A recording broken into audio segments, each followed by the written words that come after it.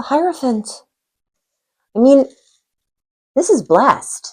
This could be somebody that you're meeting at work as well. So this could be somebody that you're meeting at work, absolutely. But, I see it as the divine sort of matchmaking, like the angels are matchmaking. And they're like, these two, they belong together. We're going to find a way to get them together. I mean, that's a great card to have for the environment.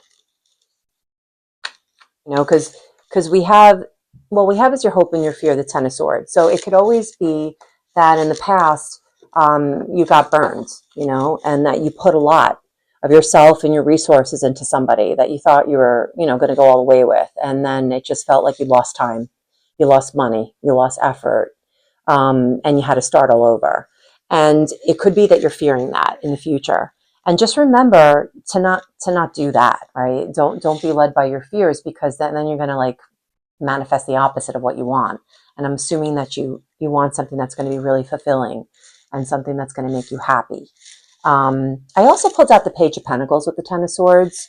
So, the first thing that's I'm channeling is that you don't want to start over again. Like you don't want to do something from the beginning again.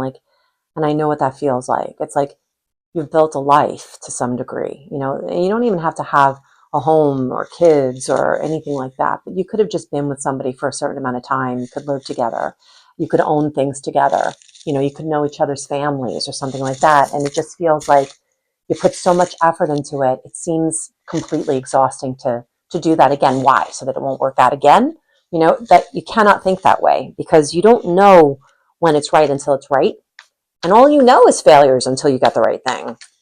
So let's just see what's going to happen for the outcome.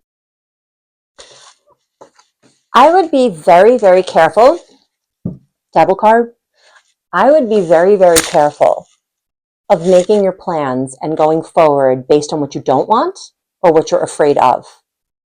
Because you have something very good coming into your life, and you don't want to sabotage that by coming from a scarcity mindset where you're thinking about your investment as if you can't ever do that again. It's funny. It's like when you have the right team, right? Or in this case, the right person, you have more energy because you don't have that energy leak that you have when you're with someone who is drawing on your energy in the wrong way and not giving you enough back, where it's not, this Two of Cups, equal yoke type situation.